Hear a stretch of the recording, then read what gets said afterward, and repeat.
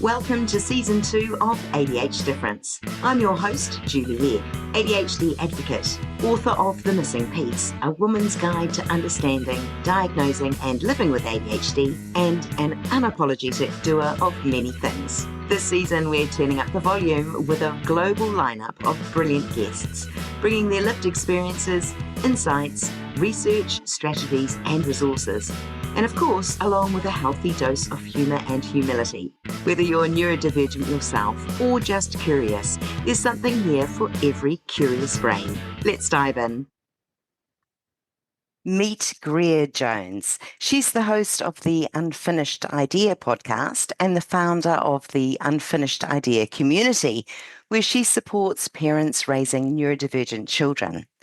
As a mum to a son with autism and ADHD, and part of a neurodivergent couple herself, she knows firsthand the joys and challenges of navigating the neurodiverse world.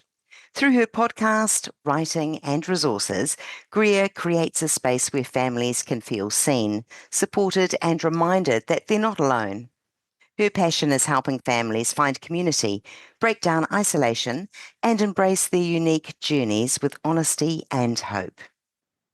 Welcome to the show, Greer. Hi, thank you for having me. It's nice to see you again.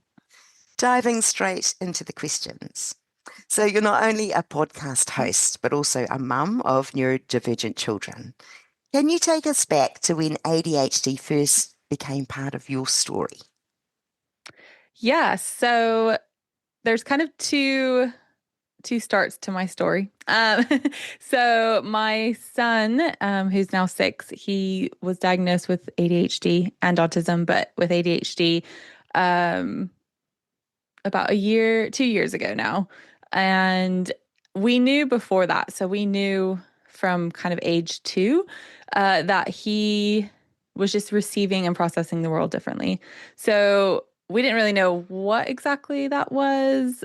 You know, we were like, is this ADHD? Is this autism? You know, like we didn't know what that was, but we kind of just did that. And so really that was kind of when I started diving into what ADHD is. And, you know, I mean, I have an education degree. So I had a very short module on additional needs, which ADHD was included in that.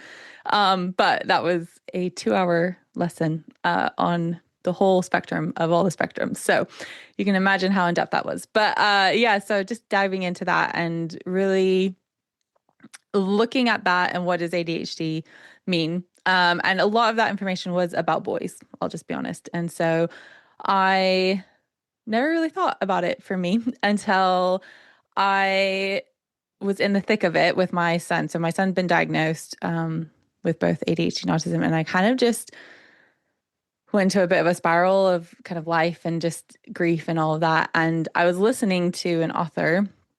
Her book is called It All Makes Sense, or Now It All Makes Sense, something like that, by, I can't even think of her name. I'll think of it. But I was listening to it. I was listening to it as an audiobook, and the amount of times that I felt like she was reading my life. What, like the whole book, I was like, oh my gosh, she just wrote a book on my life and we've never met. Like she lives halfway around the world. And so that was when I kind of started diving into what ADHD looks like for women or girls, and realized it's massively different, and realized that obviously this is not for everyone, but for most boys, it's more the physical running around. I mean, we kind of joke, you don't even sit in the room with my son. You're just in the room with my son, and you can see within 10 minutes, he's bouncing off the walls, moving from thing to thing, like very classic boy ADHD, and just very like the physical side of ADHD. Whereas for girls and women, it's more the mental side of ADHD and the like constant. So I always said, my eyes are open, my brain is on at 100 miles an hour. Like I don't need a warming up time. I am on, which can be great, except at 2 a.m. when your son wakes up and you're then up and your brain's like, oh, we're waking up now. Okay, let's go for the day. But yeah, so things like that, I just thought, oh, that was just me. That was normal. That was it. No one else is doing this. Like, you know, things like that. the fact that I have an ideas journal next to my bed because of the amount of ideas that I have. Um, so things like that, I just kind of assumed, oh, that was just a normal thing. And then realizing it wasn't, it kind of then made sense. It made my life Mm. sense. And so, yeah, it kind of has opened my eyes to see how different ADHD in women is, which that's a whole, yeah, that's a whole nother topic. Isn't it And just? And um, have you been formally assessed? yeah, so I got so in the UK we have obviously the NHS and then we have through that the right to choose. So I did the right to choose option, which was way quicker. And just means you kind of go a slightly different route, but it's the same thing. And yeah, so I got assessed about a year ago. Not quite a year ago. And it was really freeing. I mean, unfortunately in the UK, particularly for adults who get a late diagnosis, there's not a lot of support for adults. And so so my husband, for example, he's autistic. He, in his mind, is never going to go and get assessment because there's no support. There's no point. Like, he's like, I don't get anything for having this piece of paper. Whereas for me, I needed it just to prove I wasn't crazy. Because so many people, so many people were like, oh, you can't. Once I had the diagnosis and was kind of starting to tell people were like, no, you aren't. You can't. Like, and then they'd fill in a reason why I couldn't have ADHD, like, and some of it was, oh, let me explain why. For example, I'm never late to a meeting, but that's because I was once late and felt so much shame that now I'm like 15 minutes early. Like I go the opposite, like so yeah, but I'm nodding profusely because that's yeah. exactly right. And I think as an adult being diagnosed later, we've already put in so many strategies, whether they're positive ones, but they work for us, and we don't even know why, but we do. Yep. So yeah, Exactly. very, Yeah. very interesting. Yeah, Yeah. carry on. Yeah. And I mean, I look back now and think like, oh yeah, I made that accommodation for myself. So I always put a deadline for like when I was at uni or college, I'd put a deadline a week before in my calendar. Like, so I'd go through the start of the term and put all the deadlines a week before they actually were, because I knew if I didn't have that pressure, like I wouldn't do it. I wouldn't do it till the night before, which I knew I needed a little bit of buffer time to like write good papers or study for a quiz or something. Um, and so, yeah, I would trick my brain to do that. So it's like lots of things that I didn't realize I was making accommodations for, but just thought, oh, that's how I work. That was just me. So I got formally diagnosed, yeah, about a year ago, and it has been very freeing and very, uh, yeah, I think freeing is the best word. I think there's lots of little things that have come up with it, with um, kind of looking back on my life. I've done a lot of that this past year as well, of like looking back at different scenarios and different kind of memories and thinking through, oh, that's why I reacted that way, or that's why Mm, this was harder or easier, or mm. which is hard. It's like it brings up a lot, but I also think it's put me in a position where I can talk about my past and not, and I don't want to think my past wasn't bad. I didn't have a bad childhood or growing up or anything, but I can now look at it with a little bit more compassion, I think, and a little more, oh yeah, it just, the amount of times I've said, oh, this makes sense now, this last year. This unpacking is really common too, to really reframe some memories and look at them in a different light or through a different lens, a particular situation or a reaction that you may have had, adding your ADHD layer to that. Now you know what it's all about, and Yeah. thinking, of course that was my reaction. Of course that's why I might have quit that job or threw away that friend set or was emotionally upset over this incident that appeared to be very small in everyone else's mind. So Yeah. it's a great process. Going back to your assessment in the UK, how long did you have to wait? What's your waiting time for an assessment? So if you go through the NHS, it's like 3 years. But because I did the right to choose, which is still free, and I recommend this to anyone. I literally was saying to someone at the school gate today, I was like, oh, right to choose. It made it down to about 8 weeks.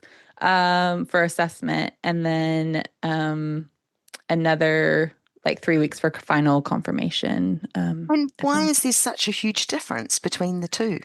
Yeah. So, one, because people don't know about the right to choose. It's kind of a hidden secret in the UK, which I don't know why, because I don't know. It's the NHS. I don't know a lot of things about the NHS. And my husband works for them and he's still baffled by things. But so yeah, some of these people don't know that they can because everything is done by NHS. The other thing is it can be you'll get the process for right to choose is you go to your GP and say, I want to do right to choose. This is why, blah, blah, blah, blah. And they have to sign a form. Um, and sometimes a doctor can deny that because they can, for whatever reason, they do have to give a reason, but they can technically deny it. So I went in very clear saying I was not seeking to take medication for my ADHD. That, I mean, I went in with like a whole spiel.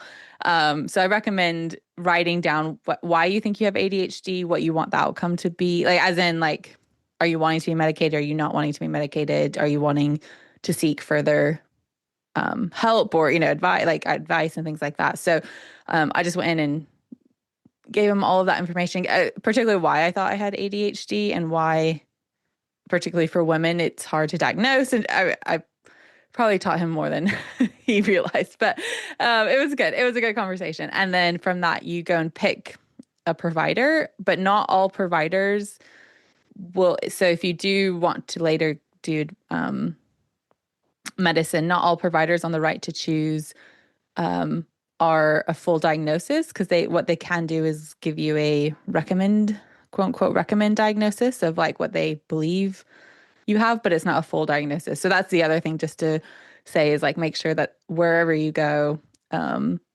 it's a full diagnosis recognized by the NHS. Because that's the other thing is sometimes people kind of get tricked, which so right to choose doesn't always have the best name because of you got to read the fine print. Mm. But yeah, so it's just a private company. It's free. You just type in you get a special code with your right to choose form, and you type that in. So it's still free. It's still all done. It's just, yeah, you have to do a little bit more of the research and you have to be proactive, which as an ADHD person, that might not be the strongest thing you have. But yeah, when you want it, you get it. So yeah. Awesome. Also very interesting. Myself with my assessment as well. I opted before the assessment that I wouldn't be taking medication. And so that pathway was a lot faster going Mhm. through a psychologist rather than a psychiatrist in New Zealand. So yeah, it really did cut that waiting time. Greer, can you tell me more about your podcast, The Unfinished Idea? Yes, I would love to. The unfinished idea started really just with the idea of trying to share the everyday about the everyday and being a neurodivergent family and what that kind of looks like for us, and realizing that our everyday is different and the world doesn't always see that. And so, kind of just wanting to be honest and open. And so, having conversations with people, about the everyday, conversations about their journey, conversations about kind of what their life looks like and how they've experienced life, because I think there's power in stories. And so, yeah, kind of sharing that. So, yeah, it's a weekly podcast for anyone. The whole aim is for kind of people who are living the everyday to feel seen and heard, but then also for those who are kind of supporting them. So grandparents, aunts, uncles, best friends. It's also for them where they can kind of learn and grow and see a little bit more of what every day looks like. That's brilliant. Thank you. And the links will be in the show notes for our listeners. For someone who's deeply immersed in storytelling, whether it's through the unfinished idea or the work that you're doing around neurodiversity, support for children in the UK, what's currently fueling your fire? What are you into at the moment? Yeah, so I I kind of stumbled into advocating for others. So just a little bit of a backstory. We had a really difficult time with our son in the school. Lots of things that were not done correctly. a long story cut very short, one day I went to our SENCO, which is our special education needs coordinator. So they're the ones who coordinate all the help that children need in school. And I said, I want to meet other moms like me, because I was like, statistically, I am not the only one in this whole school who has a child like mine. Like, I want to meet other moms. So we started a coffee morning and invited any parent. It was for any parent, but in the UK at least, it is mostly mums who are doing this. So it was mums who came. And from that, we started a WhatsApp group, and we've kind of met up every so often. Some of the kids now have moved on to secondary school, so the parents have left the group, which is very sad. It was a little emotional, but yeah. So from that, realizing, one, my child wasn't obviously the only one going through this, so having a support group, but two, also just hearing how there's a lot of inconsistencies happening in our school. And then we kind of met up with some other moms from other schools that are kind of local to us, and just again hearing the amount of inconsistencies that were happening. And I was just like, there has to be something has to change. Like, this isn't okay. How can one child not have to wear a uniform, but another child does, but that child, all the things. It was just very inconsistent. And so from that, kind of just starting to say, hey, I'm happy to come in and help you in a meeting, or I'm happy to sit quietly in a meeting and help you. Because sometimes you just need someone afterwards to be like, this is what they said. And that other person, kind of being like, oh, I've heard it this way, just bouncing off that kind of thing. And so from that, again, just learning more about, so the EHC process, which is our educational healthcare plan, which is the plan that you get when your child needs support. And it means that the government then gives funding to the school. So to get that plan, parents have to go fill out 1,000,001 forms. About 5 people have to observe the child, and all write reports. You have a big meeting to confirm all the reports. You then submit it to your local authority, or the local council government. And they, unfortunately, about 80% of the time deny it. They just right out deny it. And they do that because it costs them money. I'm just going to be honest. And so then you have to go through tribunal, and you have to fill out more forms and have more observations and have more meetings. And it's a very long process. And I just was like, in the end, what a lot of councils do is the night before you go to tribunal. So you're supposed to go to an actual place and have this meeting. And it, again, costs, usually the night before, the council will succeed and you get the HCP. But you've now delayed it by about 6 months. You've cost about £2,000 to £3,000 extra because of all the different people and agencies involved. And so our experience of that was very similar. That was pretty, I've just summed up my experience, but that is the experience of hundreds of thousands of parents.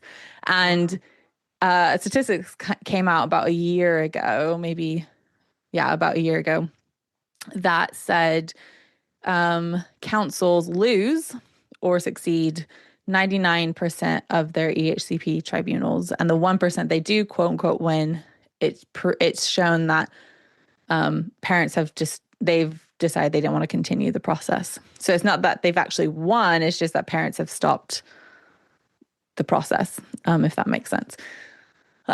So that that's really what fueled my fire. That's a long way to say that's what really fueled my fire of the councils, the local authorities, the government are basically putting parents and families through so much turmoil, so much frustration, so much just negligence. I think it's just that, that's not okay. Just so that they can, quote unquote, potentially save some money. And so I started meeting with our council. I met with our local MP and was like, what are you doing about this? What are you doing to change this? Here are the statistics, here's the things. And they were, I don't know, they had thoughts about it. We'll just say we didn't always agree. So I took it higher. So I went to my, so not just my local council kind of MP, but then my area MP, which is the the bigger government. And again said, what are you doing about this? Here's how many children in your constituency who are on, who have current ADHCPs. Here's the current number of people applying for them. What are you doing? And through that process, I then met this other group called Let Us Learn Too, who were fighting for the same thing. And met up with them, was like, okay, what are we going to do to change this? Because that's when I think I was very aware of my area in England. And I knew this was happening across the country, but to hear there's a group of 6 mums, to hear that we all went through the same thing and we've all contacted our MPs. We've all done the same steps, but across England, and change isn't really happening. We need to make a bit more, if that makes sense. And so we put together a rally, which happened just over a week ago, which is weird to think that it feels so long ago, but yet equally doesn't feel that long, in front of Parliament to say enough is enough. And when we started kind of putting the word out and sharing our kind of vision and thoughts and stuff, we didn't really know what was going to happen, because the media in the UK is very hit and miss when it comes to supporting children with additional needs. We've had headlines where it's been the government needs to reform and change it, and when we've had headlines where it's like they're a drain on society. So it's very hit and miss and very hard. So we weren't really sure what was going to happen. We weren't sure. Yeah. But because of our relationships with our MPs, we got to make some noise. So our MPs all backed it, all backed the rally. They actually all came, which was really encouraging. We actually, in the end, so we had a rally and then we had a drop-in time where they could ask more questions. So in the whole day, we saw about 60 MPs, I think, around then, I think, if I'm correct. Yeah, so which was amazing to hear, like this was really something that they couldn't shy away from, because of the amount of noise online that we were kind of making, and not just, I mean, the community of a lot of mamas online kind of raising noise and sharing and being like, yeah, we need to change. Like, I think that helped. We set up templates for people to like click a form basically that they could then automatically send to their MP. So I know my MP was saying that he's like, oh, I basically feel like I'm being, not in a bad way. He was kind of joking, like being attacked because of the amount of emails he was receiving from his constituents that were all the same. It was just this form that people were just like filling out, which I was like, yeah, this is great. Like I thought that was fun. But yeah, and then in the end, we had about 700 people come to the rally, which was amazing. And it's right in front of Parliament. And it was really just an opportunity for people to come together. I mean, I think what I took away from it was two things. One, meeting people that I know online, I've only interacted with online or on a screen. Seeing them in person, there's just like a whole different vibe and just togetherness of that. I don't know how else to describe it, but it's like, I don't know, there's this big vibe and energy of just like we are one and we all have different journeys, we all have different stories, but we all get it and we all know how hard this is. And so that was really fun. It sounds weird to say, but fun. And then the two was just the noise. We weren't loud, not like the actual noise, but there was so much media there. There was so many MPs were there, just, and even passerbyers. So I kind of stayed on the outside of the kind of rally area, and the amount of people who were like, oh, what are you trying to do? Like, what are you rallying for? What are you protesting? And to kind of have those conversations with people was really interesting because everyone was shocked that the government make it so hard. One, so our rally was two things. One, they make it so hard to get support, and two, they're trying to cut the support. So not only like trying to say like, let's make this easier, but they're also saying like, we don't need to support these children. So yeah, it was amazing to hear the public kind of also stand up, and we had people join in who like weren't planning on it. They're, like we had this whole tourist group come for like half hour, 45 minutes because they're like, yeah, no, this is important. Like, and they're from Canada. Like, I was like, okay, cool. So yeah, so that's a really long-winded answer, slightly an ADHD answer of saying like yeah, it's just change needs to happen in the UK, and I am happy to be a voice for that. And so I'm going to use my voice for that. I'm gonna stand up and say this isn't okay. And it started with my son, and then it started with the kind of area, and then now it's moved to the whole country, which it's a lot, but it's exciting. That's wonderful how you've identified a problem, you've taken ownership of doing something about it, using your voice and your understanding of the system, driving further, getting momentum with others, creating a rally, making some noise out there in the media to identify some of the problems that you have there in the UK. That's amazing progress, and that's very exciting that Yep. a number of voices can actually start to make change. Ultimately, what are the next steps in your vision here? Is there a time frame, or what's the next step? Yeah. So the reason we did the rally last Monday was because Parliament was in Parliament, so they could actually hear us and see us. And also because we have something called the white papers, which is the plan, basically. And they came out a few days ago.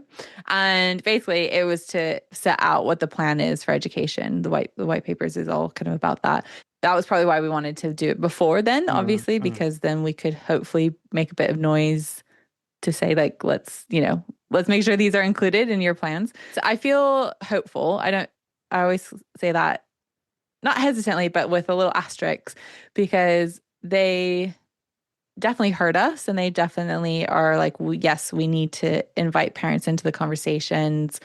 We need to think about these kind of key area, like different areas of the support that children get.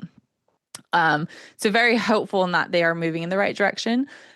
Words are great, but action is mm, the truth, if that makes sense. And so it's kind of now we're just kind of waiting, like, okay, are they going to actually take action? mm. Or are they just kind of saying good things so they can say nice things? So right now we're kind of just in a waiting period. There's different things that come into effect at different times over the year. So they've said like I believe it's October, November, they're going to start moving this plan along. And so we're kind of hopeful for that and just kind of waiting for that timeline to see, okay, do they mean it, or are they just saying good things or nice things? So, I'm just wondering briefly if you could explain what some areas of support actually would look like within the school or the classroom arena. Um, what really would make a difference to neurodiverse children? yeah. So I think well, one is your area definitely depends on what you can access, and wanting to kind of make that so you can access anything wherever you are. So we are in an area that thankfully has a lot of access to things. So we can get so things like so my son does play therapy, art therapy, and music therapy all within school. And he has access to that. Whereas if he were to go to the county over to us, he wouldn't get access to any of that. Mm, And so some of that is just trying to equalize the access for everyone, which I think, yes, that's definitely needed because, yeah, that's good. The other thing is just the whole process. So um, I'll be honest, if I wasn't on top of it, my son wouldn't get the support he needed as quickly as he got it, because I was the one that said, okay, this deadline has now not been met. You now have this time for him to meet it. And if not, I'll take this further, basically. And that's, I don't know a lot of parents who do that because partly because a lot of people are working, lots of jobs. I'm in a position where I have flexible hours. So, I could do that. I could meet, mm, I could go to school at, the amount of times I've had school call me and say, oh, could you come in for this meeting in half an hour? And I can say, yep, because I live 7 minutes from the school. So that helps, So things like that, I think as well, just the Mm, whole process of trying to, I don't want to say equalize the process, but in the sense of making it so parents don't have to jump through so many hoops. I mean, again, because of the work I do around neurodiversity and advocating for support, I knew what evidence I needed. mm. So when in meetings, I would go in and say, like, okay, here's the evidence that you need before they even asked it. Thank you so So much for sharing that. It sounds really exciting and involved, and obviously something very passionate about. And so good on you for putting all those hours and your voice to be an advocate. Because I know that life with ADHD brings challenges, of course. And I'd like to ask you about a tool or a strategy that you use to keep you grounded, especially when things get overwhelming. So one thing that I do, which again, looking back, I'm like, oh yeah, this makes sense, is so instructions. Don't tell me instructions. Like I verbal instructions, I'll get to maybe step two. I'll do the first step after I'm like, what? So something that I always say is text me instructions. And write down one and then do, two, whatever. Like, and I have always said, you just text me the instructions. Don't like right now, just stop where, instead of you telling me, just write them out and text them to me. And that has helped so many times. Particularly because my husband, he was autistic. He is very, very direct, very like, I say he's a bit of a robot. So he'll, walk 10 steps and then turn left, like you lost me at 10 steps. Like, like I get to 10 steps and be like, oh, what am I supposed to do? So writing, like having him text those to me, it just helps release any arguments, it helps me so I don't get overwhelmed by what I'm supposed to be doing. And he's also able to be very black and white in his instruction giving because he can say, walk 10 steps and then turn left. Yeah. So I'd say write down or have someone text the instructions to you. The other thing is this is one that I do, but also recommend, even if you don't have ADHD, but you're raising an ADHD child, is to do breathing, grounding breathing, or kind of breathing techniques. So I do a lot of like name 5 things that I can see, 4 things that I can hear, 3 things that I can touch, 2 things that I can smell, and 1 thing that I can taste. And just doing that helps me in time, particularly so noise gets very overwhelming. And so when I'm like sometimes when I'm shopping at the grocery store, I try not to go on a Saturday because that's when everyone and their dog goes. But if I need to go on a Saturday for some reason and I can't start to get overwhelmed, um, then I'll even sometimes just stop in the aisle, or I'll like pick up something and like look like I'm reading the ingredients, but I'm not. I'm going through the 5 steps. Like, and I've done that as well with my child when he's having a meltdown, Mm. taking a moment to make sure he's safe, kind of trying to step out a little bit and go through that process to help me just to calm, just to breathe, and kind of just, yeah, let my body to kind of settle back down. That sounds like a micro mindfulness moment, isn't it? When you're Yeah, forced, yeah, and not just to breathe, but forced to think of something that we do well and our sensories are great, and to think and stop and hear and touch, and that, yeah, really centers us back to this grounding level, which you yeah. mentioned. Oh, great. That's a great tip. Thank you very much. If there's a parent with a child that's just received an ADHD diagnosis, you having been in that situation yourself, what would you like that parent to hear? That they're not alone, Mm, that it can be overwhelming, it can be isolating, it can be so many things. But the one thing is, they're not alone. There's mm, a whole community of mamas, of parents who are out there to support you and to say, I think back to when I started this journey, I'm so grateful for the people that have fed into me, but then also I get to feed into as well. We get to learn kind of from everyone. So to say you're not alone in this. And the second thing would be that your child isn't lazy and you're not a bad parent. The amount of times I've heard that about my son is either he's mm, lazy or I'm a bad parent is overwhelming. Partly when we got his diagnosis, I had a bit of a shame spiral because I thought that was true. I was a bad parent. That's why he has this, which is not true at all. That's what you hear. That's what you believe. And so just to say that those two things are not true, that your child is wired differently and processes the world differently, but they have a purpose, and their ADHD is not a lazy thing or that you're a bad parent. It's just they're wired differently, and that's okay. And on that note, Greer, thank you so much for sharing your wisdom and your insights and what's happening in the UK. It's been marvelous chatting. Thank you so much for your time today. Yeah, thank you for having me. It's been really fun.